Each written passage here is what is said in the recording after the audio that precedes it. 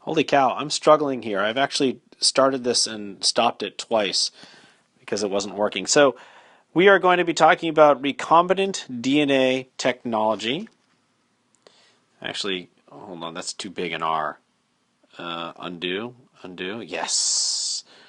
Okay, so recombinant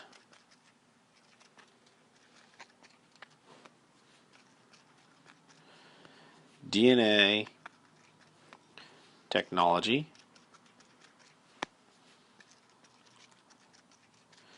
And though it is a big term, it does exactly or says exactly what it does, which is that you're going to be recombining DNA from two different organisms.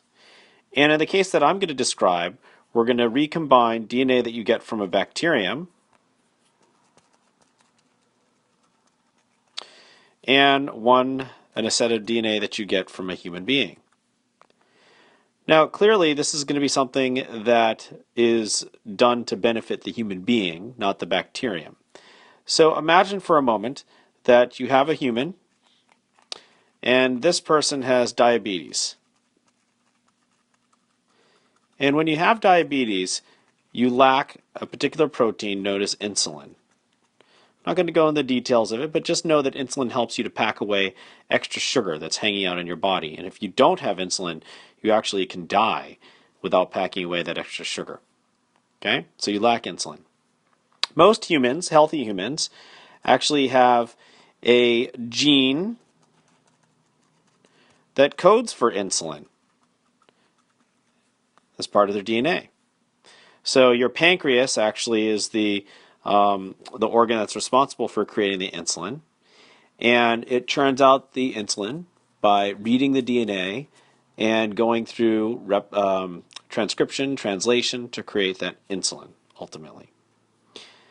So that's an important thing to understand, is that there's a gene there that exists.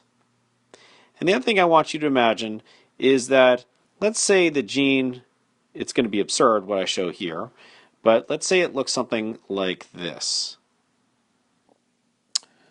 Okay, and it just so happens that with this DNA sequence here, that tucked in, right, say here, all the way to, let's just say right here, this is the gene for insulin.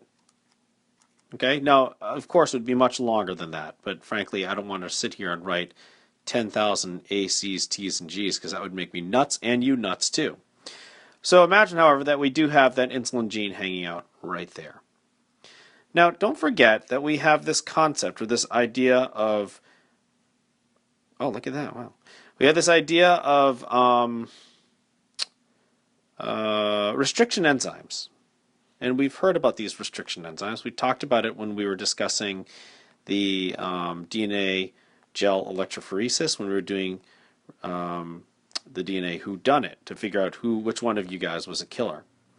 So, restriction enzymes,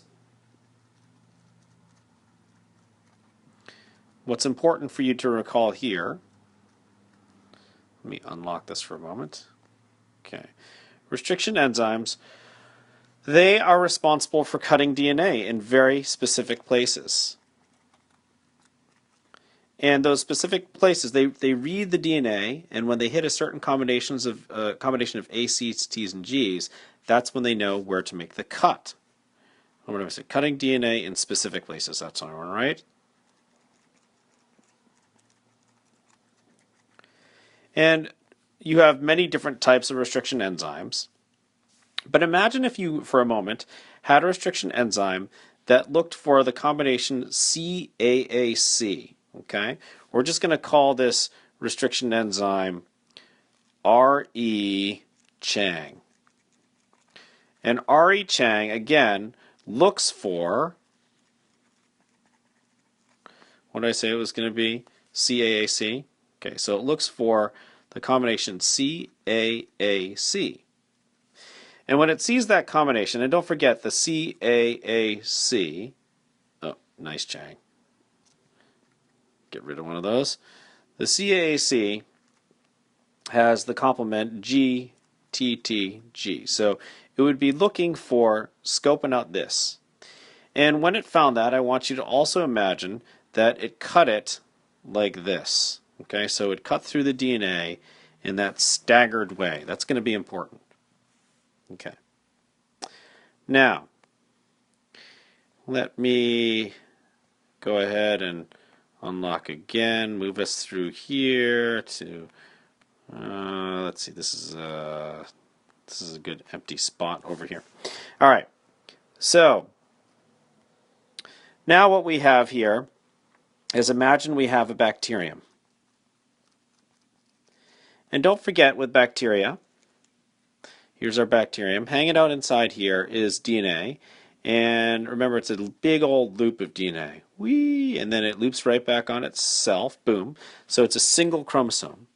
But this DNA is just like the DNA that you'd see in us. It's filled with, it's a double strand, right? Even though I'm not showing this. So if I were to zero in on this and take a closer look, you would see that it had, a combination. This is the backbone for it.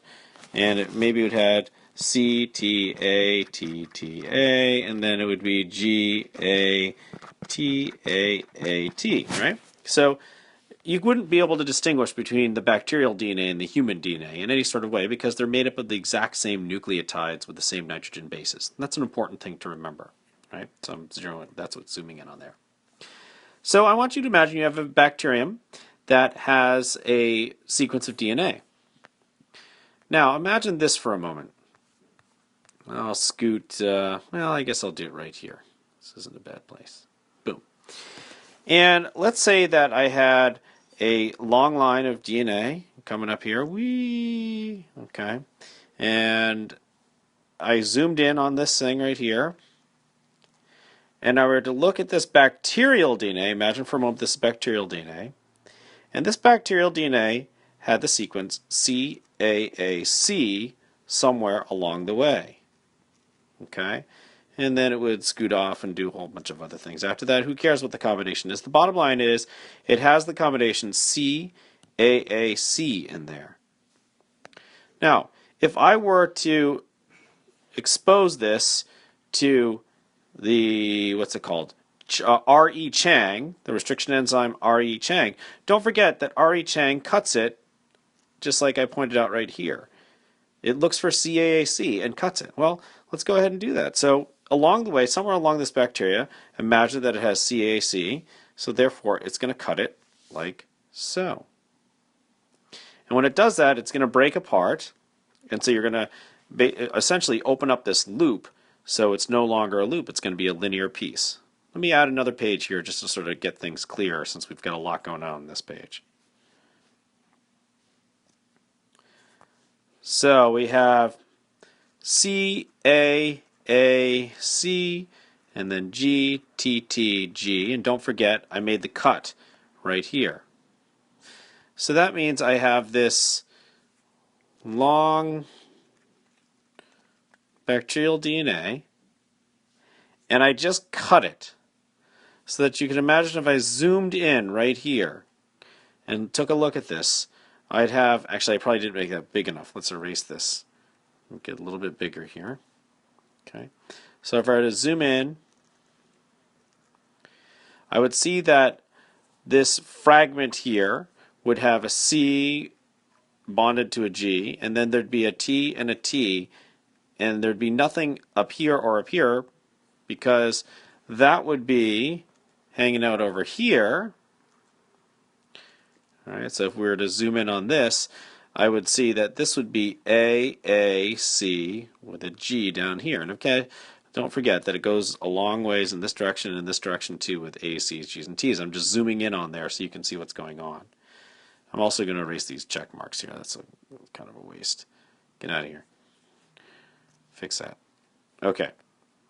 So what we have here then is that these T's really would like to stick to a couple of A's, and these A's would really like to stick to a couple of T's.